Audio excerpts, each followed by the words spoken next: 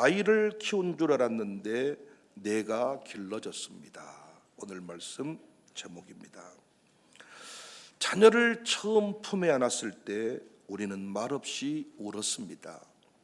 그 울음에는 말로 다 표현할 수 없는 감정들이 섞여 있었습니다. 감격, 두려움, 떨림, 막막함, 이 모든 감정들이 섞여서 우리는 울었습니다. 이 아이를 잘 키울 수 있을까? 이 생명을 감당할 수 있을까? 태어난 아기를 안고 나왔지만 그 순간 누구도 우리에게 말해주지 않았어요. 이제 너도 다시 태어나야 할 시간이라고. 처음에는 우리가 아이를 키운 줄 알았습니다. 새벽에 울음을 달래고 열나는 밤을 새우고 가방 챙겨주고 숙제를 돕고 일기 쓰도록 부추기고 때로는 마음에 없는 웃음을 지어가면서 내가 애를 키운다고 생각했습니다. 그런데 우리는 세월을 살아가면서 아이를 키운 게 아니라 내가 길러졌다는 사실을 깨닫게 됩니다. 우리 샬롬 스쿨의 자녀를 입학시킨 부모들의 고백이기도 합니다. 오늘 본문 시편 127편은 이 땅에서 가장 소중한 두 가지를 이야기해 줍니다. 집과 자녀입니다. 살 집이 있어야 하고 그 집에서 생명이 자라난다는 이야기입니다. 놀랍게 오늘 본문은 이렇게 시작합니다. 1절에 여호와께서 집을 세우지 아니하시면 세우는 자의 수고가 헛되며 여호와께서 성을 지키지 아니하시면 파수꾼의 깨어 있음이 헛되도다. 집이 있다고 집이 아니고 자녀가 있다고 자녀가 아니라는 뜻입니다. 시편 127편은 솔로몬의 시예요. 성전을 짓고 나라를 세우고 지혜로 명성을 얻은 왕, 그가 말합니다.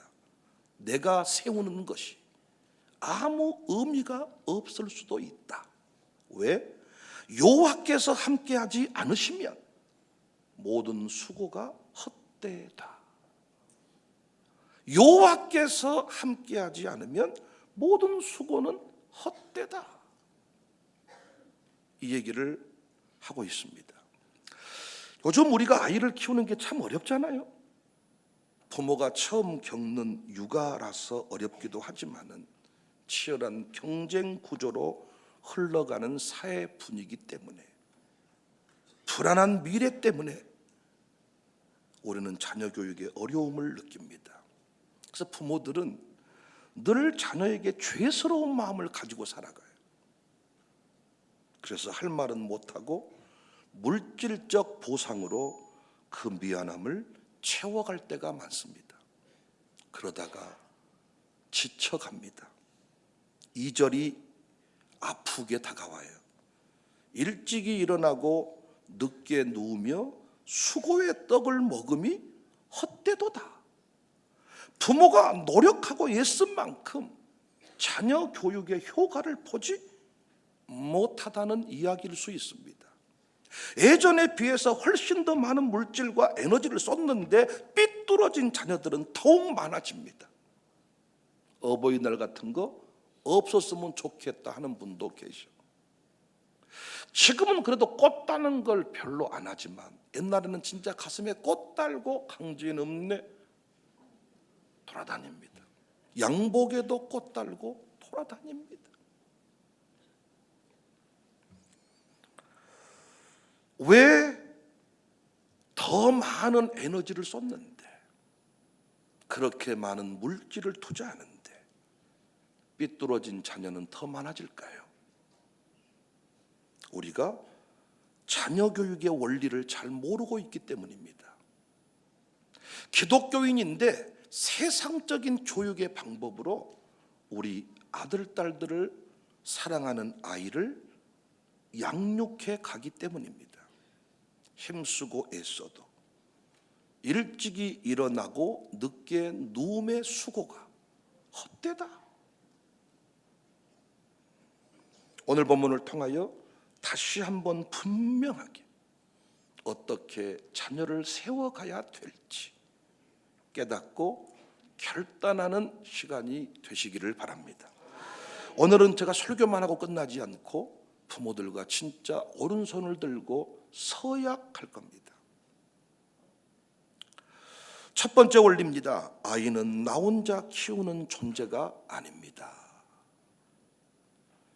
1절에 여호와께서 집을 세우지 아니하시면 세우는 자의 수고가 헛되고 여호와께서 성을 지키지 아니하시면 파수꾼의 깨어있음이 헛되다. 2절에는 여호와께서 그의 사랑하시는 자에게는 잠을 주신다. 수고로운 일이지만 일찍이 일어나고 늦게 누워야 하지만 그 안에서도 주시는 은혜가 있다는 의미일 것이고 또 맡길 때 책임져 주신다는 뜻이기도 합니다. 여러분과 제가 오늘 무엇을 깨달아야 되느냐? 자녀 교육은 혼자 하는 싸움이 아니라는 거예요. 믿음으로 걷는 동행의 길입니다. 그런데 우리는 지금까지 홀로 고독하게 싸워왔어요. 부모의 죄라 여기면서 자녀 문제를 숨겨왔습니다. 근데 하나님이 말씀하시는 거예요. 내가 세운다. 내가 지킨다. 그래서 성공된 자녀 교육을 위해서는 부모 자신이 먼저 하나님께 드려지는 헌신이 필요한 겁니다. 내가 하는 게 아니라는 겁니다. 하나님이 하신다. 하나님이 세운다.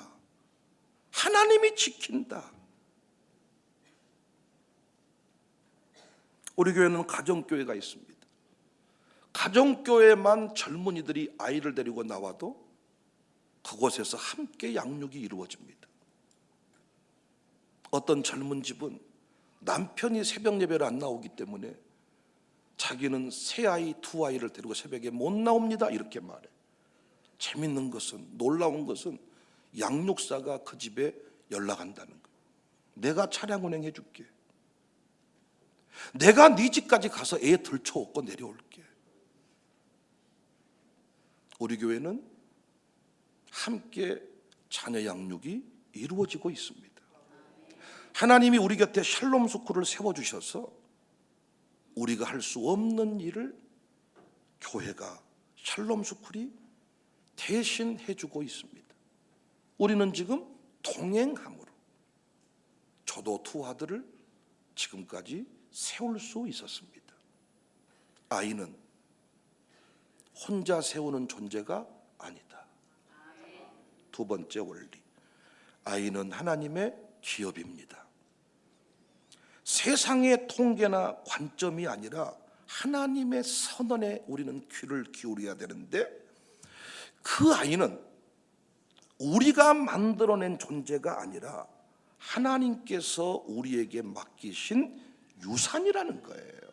3절에 보라 자식들은 여호와의 기업이요 태의 열매는 그의 상급이로다. 자녀는 하나님의 기업입니다. 우리가 얻어낸 것이 아니라 하나님께서 맡기신 유산이라는 겁니다. 그래서 우리는 자녀를 통해 우리가 무엇을 성취한다는 개념이 아니라 자녀를 통해 이루시는 하나님의 역사가 무엇인가, 이걸 볼 수 있어야 돼요. 주인의 뜻, 즉 자녀를 향한 하나님의 위대한 계획을 발견하는 것이 중요해요. 함부로 말하고 학대해서는 안 되는 이유입니다. 네가 뭘 알아 이놈아, 무시해서도 안 되는 이유입니다. 아직 다 알 수 없지만, 아직 내 아들 딸들의 모습 속에서 여전히 부족함이 있어서 다 알 수 없지만 분명히 내 아들 딸들 속에 하나님의 원대한 계획이 숨겨져 있다는 겁니다. 우리는 뭐 해야 돼요? 기도하면서 기다려야 됩니다. 속단하면 안 됩니다.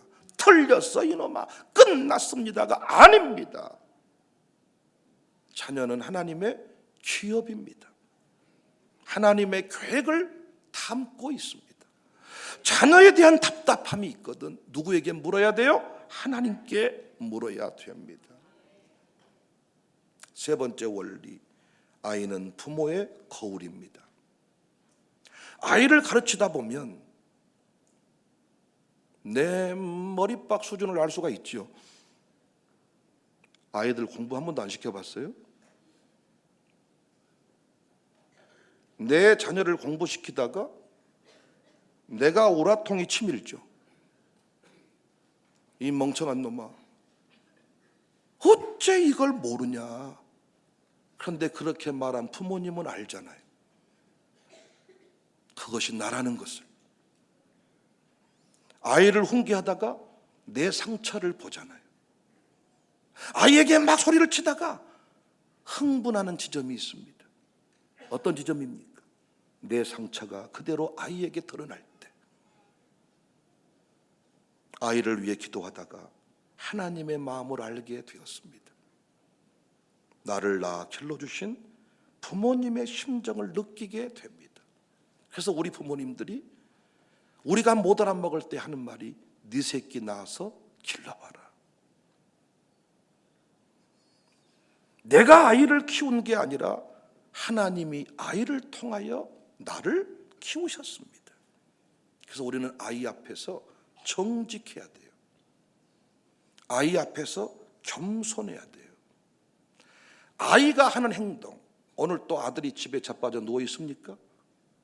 천불이 납니까? 여러분 그 모습을 보면서 정직하셔야지. 왜 내 아들이 오늘 또 집에 자빠져 있는가? 주일날 예배당에 나오지 않고 왜 자빠져 있는가? 왜 내 아들이 예배 시간에 늦게 오는가? 왜 졸고 있는가? 왜 관계를 못 맺고 있는가? 왜 어느 지점에 자빠져 버리는가? 왜 직장 들어갔다가 사표내고 들어갔다가 사표내고 학교에서 왜 자꾸 문제가 생기는가? 그 자녀의 모습 앞에 우리는 뭐가 필요해요? 정직함이 필요해요. 목사가 아무리 말해도 인정 안 합니다. 그런데 자식 모습 속에 내가 그대로 드러납니다. 샬롬에서도 우리는 이걸 날마다 경험하고 있습니다. 부모님이 집에서 무슨 말하고 사는지, 어떤 영적 수준에 이르렀는지 우리는 아들, 딸들을 보면서 정확하게 가정의 모습을 봅니다. 그래서 아이를 아무리 잡고 몸부림쳐도 해결되지 않을 겁니다. 아이의 못된 습관을 바꾸려고 여러분이 아무리 몸부림쳐도 안 바뀔 겁니다. 누가 바뀌면 바뀌느냐? 내가 바뀌면 바뀝니다. 어떤 사모님에게 들었던 이야기입니다. 목사님, 그렇게 몸부림쳐도 변화되지 않았던 장로님 한 분. 나는 그 장로님을 바꾸려고 하다가 내가 온갖 병에 다들었습니다. 그런데 나중에 깨달았습니다. 그 장로님은 내가 바꿔야 될 대상이 아니라 나의 선생님이었다는 것을. 나의 모습을 그대로 보여주고 있었습니다. 내가 바뀌니까 그 장로님이 언제 그랬냐는 식으로 바뀌는 걸 보았습니다. 왜 우리 아이들이 똑바로 못 살까요? 아이는 부모의 거울입니다. 아무리 여러분이 자식이 문제라고 말해도 아이는 부모의 거울입니다. 부모가 바뀌면 그림자는 사라집니다. 우리가 기독교육의 핵심이 뭡니까? 가정, 교회, 학교의 연합입니다. 저는 기숙학교를 안 하는 게, 기숙학교를 하면 공부는 시킬 수 있어도 신앙과 삶은 못 바꿉니다. 왜? 그 그 자리에 부모가 없기 때문입니다. 통합교육이 왜 중요합니까? 피차 간의 성장을 경험하기 때문입니다. 처음에 우리가 이 자리에 함께 모아놨더니 부모들이 얼마나 자식을 욕했습니까? 왜 좋냐고. 나는 그 모습 앞에 웃음이 나왔습니다. 왜 좋은지 모르겠냐? 당신이 볼펜으로 당신 아들을 막 찌르는데 내가 당신을 볼펜으로 그렇게 찌르고 싶었다. 비로소 자식을 통해 깨닫더라고요. 혹시 해결되지 않는 문제 있다면 그 자녀를 통하여 나를 돌아보시기를 바랍니다. 네 번째 올립니다. 아이는 세상에 쏘아보낼 하나님의 사명자입니다. 4절에 젊은 자의 자식은 장사의 수중의 화살 같다. 아이는 부모 품에 머무는 자가 아니라 세상 속으로 쏘아 보내질 화살이다. 화살은 뭐가 중요합니까? 방향이 중요합니다. 어디로 쏠 것인가? 그래서 화살은 반드시 활쉬 안에서 당겨졌다가 튕겨나가는 겁니다. 화살 혼자 나가지 못합니다. 반드시 당겨지는 활쉬를 만나야 됩니다. 방향이 결정돼야 되고 누가 그 방향을 향해 쏘아주느냐, 이게 중요하죠. 그러니까 우리가 아들, 딸들을 세우려고 할 때 방향이 중요해. 방향이. 부모와 교회는 하나가 돼야 됩니다. 왜? 화살은 그냥 들고 있다고 되는 게 아니고 목적지를 향해 쏘아야 돼. 방향을 정하는 일, 이게 사명과 연결되어 있습니다. 어디로 쏠 것인가? 어느 분야로 나갈 것인가? 이것이 결정됐습니까? 우리는 축복으로, 기도로 이 다음 세대를 쏘아야 되죠. 그런데 이 시대의 부모들은 방향을 몰라요. 어디로 내 자녀를 쏘아야 될 줄 모르고 맹목적으로 공부야, 맹목적으로 학교야, 맹목적으로 학원이야. 이러니까 방향을 정하지 않고, 진로를 정하지 않고, 어느 분야로 갈지를 정하지 않고 일단 공부해보자, 일단 학원 가보자, 이러니까 나이 먹어도 어디로 가야 될지를 모르는 거죠. 부모는 화살을 깎는 사람이라면 교회는, 학교는 그 활을 당기는 곳입니다. 우리는 다음 세대를 화살처럼 다듬고 말씀으로 곱게 깎아야 되겠죠. 예리한 화살촉을 만들어야 되겠죠. 그 일을 위해 우리를 세우신 것입니다. 5절 말씀 보시면 그들이 성문에서 원수와 담판할 때에 수치를 당하지 아니하리로다. 잘 다듬고 훈련된 아이들은 세상의 싸움 앞에서도 부끄럽지 않다는 뜻입니다. 이런 아들, 딸들을 세운 부모님은 당당합니다. 이런 자녀들을 세운 교회는 미래가 두렵지 않습니다. 왜 교회가 자녀 교육에 깊이 개입해야 되는지 알겠습니까? 왜 임신했을 때 기도하라고 교회가 촉구하는지 아시겠습니까? 당신 자녀는 당신이 아무리 잘 깎아놔도, 예쁜 얼굴로 만들어놔도 교회가 그를 축복하여 세상을 향하여, 열방을 향하여 쏘지 아니하면, 파송하지 아니하면 당신 집 자녀 재능은 어디에도 쓸모가 없습니다. 위대하게 공부했습니다. 어디를 향하여 쏠 것인가? 교회가 축복해서 너를 국회로 보낸다, 너를 학교로 보낸다, 너를 기업으로 보낸다, 너를 병원으로 보낸다, 너를 중국으로 보낸다, 쏘아줄 때 너는 미국으로 갈 사람이야. 왜 여러분 곁에 담임 목사의 축복이, 멘토의 축복이 중요한지 아시겠습니까? 부모는 자식을 똑바로 못 봅니다. 공적인 영역에서 내 아들, 딸의 은사를 축복할 때 은사에 불이 붙습니다. 자녀가 세상을 향해 쏘아질 화살이라는 개념이 있으시냐고요. 내 자녀를 누가 쏘아 올릴 것인가? 내가 쏘아본들 내 수준만큼 올라가겠죠. 그러나 세계를 품은 교회가 쏘아 올릴 때 내 아들, 딸의 수준은 달라지겠죠. 그래서 하나님은 예수 믿음과 동시에 우리를 반드시 한 교회 공동체 안에 우리는 소속이 되게 하셨습니다. 참 우리 교회가 이 원리를 따라 살고 있음에 감사해요. 요즘 젊은이들이 부모님 말도 안 들어요.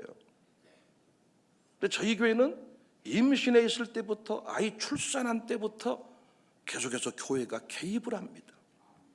너 혼자 키울 거냐? 내가 내버려 둬도 되겠느냐? 혼자 잘 키울래? 협박이 아니라 묻는. 왜? 우리는 남이기 때문에 예수님 안에서 한 피바다 한 몸이로 형제라는 것을 인정해야만, 내 말을 받아들여야만 제가 할 수 있는 일이 있는 겁니다. 억지로 끌어다가 쏘아 올릴 수는 없는 거예요. 예수님도 뭐라고 말해서 제자들을 파송하시면서 어느 집에 들어가든 어느 고을에 들어가든지 간에 너는 말씀을 잘 가르쳐야 되는데 네 말을 듣지 아니하거든 먼지를 떨고 나와라는 거예요. 나는 미국으로 유학생으로 쏘아 올리기를 원하는데 우리 교회는 유학 안 갑니다. 나는 못 갑니다. 그럼 내가 어떻게 남의 집 새끼를 어떻게 비행기에 태우겠습니까? 고발하겠다고 나중에 달려들 텐데. 왜 내 새끼인데 교회가 관여하세요? 왜 목사님은 자꾸 내 아들 보고 이래라 저래라 하세요? 오늘 설교 잘 들으시기 바랍니다. 부모는 화살을 깎는 사람, 교회와 학교는 그 활을 당기는 곳. 이 조합이 잘 이루어지면 원수와 단판을 지을 때 부끄러워하지 아니할 것이다. 다섯 번째 원리입니다. 아이는 부르심의 통로입니다. 다시 말하지만 아이를 통해 하나님은 우리의 기도를 바꾸셨고, 우리의 시간을 바꾸셨고, 우리의 언어와 성품까지 바꾸고 계십니다. 기다리지 못했던 사람이 자기 자녀를 양육하면서 기다리더라고요. 그래서 친정엄마가 속으로 고소하다. 오냐 이제 알겠냐? 성질이 아주 지랄 맞더니 지 새끼 키울 때는 그걸 참고 지 새끼라고. 아이를 위해 심으라. 이것도 하나님이 결국 자녀를 통해 우리를 헌신의 자리로 부르시는 거예요. 우리 교회도요, 자녀 때문에 우리 교회 등록한 집이 많아요. 지 나름대로 등록한 게 아니라 자녀 때문에 우리 교회 등록해가지고. 더 재밌는 건 뭔 줄 아세요? 자녀 때문에 새벽기도 나옵니다. 지금도. 방학 때문에 안 나와버려. 방학 때문에. 아싸라비야 나도 방학이다. 학생 방학이 부모 방학이요. 사는 말이 오면 내가 학교 다닙니다. 재밌지 않아요? 너를 새벽 예배로 불러야 되는데 죽어도 안 나와. 나는 새벽에 못 나갑니다. 재밌는 건 뭔지 아세요? 그 집 자식이 병원 가서 이 아이는 상태가 안 좋습니다. 앞으로 심각한 위기 상황이 올 겁니다. 그러면 아버지 나온다는 거예요. 헌금하라 그래 절대로 안 해요. 근데 자식을 위해서는 헌금을 아끼지 않습니다. 여전히 하나님은 자녀를 통하여 우리를 부르십니다. 결론적으로 어린이 주일은 아이들만을 위한 날이 아닙니다. 아이를 품은 우리 모두가 하나님의 손안에서 다시 결단하는 시간입니다. 아이들과 함께 주님께 돌아가는 날입니다. 아이에 대한, 자녀에 대한 성경적 관점을 정확하게 이해해야 됩니다. 아이가 하나님의 기업이라는 사실을 모르고 내가 혼자 아이를 키운 것이 아니라 하나님이 도와주셔야, 하나님이 세우신다는 사실을 알아야, 그 아이를 통하여 나를 세우신다는 것을 모르니까 무자식이 상팔자다, 내가 너를 왜 낳았었구나. 그래서 어린이 주일날 감사헌금 하라 그랬더니 목사님, 감사할 것이 없습니다. 내 새끼는 지금 취업도 못하고 결혼도 못하고 이 썩을놈 새끼가 주일 예배도 안 나오고 어버이날 꽃 한 송이도 안 달아줍니다. 나는 감사 못합니다. 오늘 말씀 깨닫지 못해서 그래요. 그 자녀를 통하여 나를 지금 변화시키시는 중이야. 이걸 깨달을 때 우리는 엄청난 수준의 감사가 터지게 될 것입니다.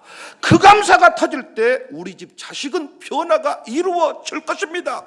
여러분 자녀가 지금 다 세워졌다고 착각하지 마십시오. 내가 우리 교인들한테 안타까운 게 뭐냐, 자식이 조금만 평안하면 부모님들의 기도가 금세 사그라든다는 거예요. 아니, 우리 청년들이 가정교회 들어가서 변화되는 모습을 보면서 내가 후회하는 게 있습니다. 왜 좀 더 내가 더 일찍 결정 못했을까? 청년들이 여전히 신앙의 양육을 받아야 되는 존재라는 것을 내가 왜 망각했을까? 왜 지들끼리 모아놓고 놀게만 했을까? 가정교회 보내서 신앙의 양육을 받게 했어야 되는데,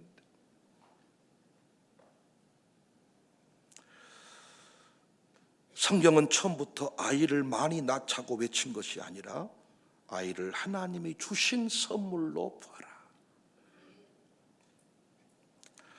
이제 교회는 더 이상 다음 세대를 놓치면 안 됩니다. 가정에서도 자녀를 짐으로 여겨서는 안 됩니다. 자녀의 문제로 돌려서는 안 됩니다. 나의 문제로 여겨야 됩니다. 우리의 문제로 여겨야 됩니다. 내 새끼만 문제 없으면 되는 게 아닙니다. 교회적으로 문제가 없어야 됩니다. 오늘 혹시 이 자리에 육적 자녀가 없는 분이 있으십니까? 부부가 되었지만 자녀가 없을 수도 있습니다. 자녀가 먼저 세상을 떠났을 수도 있습니다.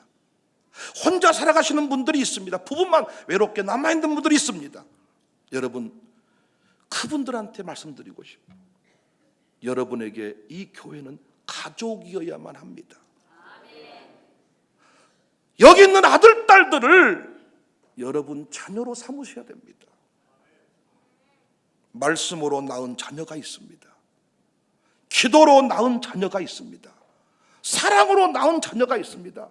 바울도 디모데를 낳았다고 했습니다. 복음 안에 키운 자녀 노릇 할 수 있습니다.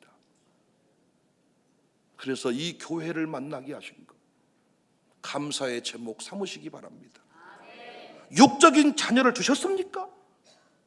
그 자녀가 어떤 모습이든지 간에 우리는 감사해야 합니다. 하나님이 내게 기업을 맡겨주셨습니다. 그 아이를 통하여 나를 보게 하십니다. 유아스쿨 더 정확합니다. 말 못하는 아이일수록 정확하게 부모님의 할머니 영적 상태를 그대로 보여줍니다. 속일 수가 없습니다. 중고등부쯤 가면 위선의 가면을 너무 잘 써버리기 때문에 깜빡 속아 넘어가지만 나이가 어릴수록 정확하게 드러납니다. 그래서 우리는 그 모습 앞에 뭐 해야 돼요? 감사해야 돼요. 또 나 혼자 키웠으면 엉망진창이 되어 버렸을 것인데 함께 키울 수 있으면 뭐 해야 돼요? 감사해야 돼요. 우리 교회 그래도 할머니 할아버지가 요즘에 건강하셔가지고 엄청나게 할머니 할아버지가 친정엄마가 친정아버지가 도와주시는데 제한적입니다. 그리고 손자 손녀들이 너무 할머니 할아버지 덕을 많이 보면 할머니 할아버지가 팍팍 늙어버려. 쭈글탱이가 금방 돼버리더라고요. 손주들 이게 얼마나 힘듭니까? 할머니 막 따기 때려버리는데 밥에 주고 오자마자 할머니들이 이러다가 조금 또 어디 넘어져서 피 나면 또 이놈 새끼들이 눈 이 아래 치 틀면서 뭐라 급디까 가지 말라고 안 합디까 막 아주 제가 할 말이 많습니다만 오늘 아주 부드럽게 설교합니다. 제가 손주들은요 아무거나 줘도 밥 안 처먹어. 지 입맛에 맞는 거 줘야 밥 먹고 울고 밥상 엎어버리고. 할머니 할아버지의 개입은 한계가 있습니다. 하나님의 개입, 가정교회 개입, 교육사의 개입, 교회의 개입이 우리 아이들을 새롭게 변화시킬 수 있습니다. 우리 교회 청년들, 우리 교회에서부터 자란 청년들, 너 목사님이 그럼 뭐라 그러겠냐 이렇게 말하면요, 하면서 네. 여러분, 그 인생 가운데 그래도 목사가 영향력을 미칠 수 있다는 게 얼마나 감사의 제목입니까? 오늘 어린이 주일을 맞아서 우리가 감사할 수 있기를 원하고, 절대로 일찍 일어나고 늦게 누운 수고가 헛되는 일이 없기를 주님의 이름으로 축복합니다. 어린이 주일을 맞아서 부모님들 한번 결단하고 서약하겠습니다. 오른손을 한번 드십시오. 오른손. 앞에 화면에 나오는 그 내용을 함께 읽고 우리가 서약하겠습니다. 서약합니다. 하나님 앞에 서약하는 겁니다. 오늘 우리가 달라지면 놀라운 일이 벌어집니다. 하나, 아이는 나 혼자 키우는 존재가 아닙니다. 하나, 아이는 하나님의 기업입니다. 하나, 아이는 부모의 거울입니다. 하나, 아이는 세상에 보낼 하나님의 사명자입니다. 하나, 아이는 부르심의 통로입니다. 할렐루야, 할렐루야.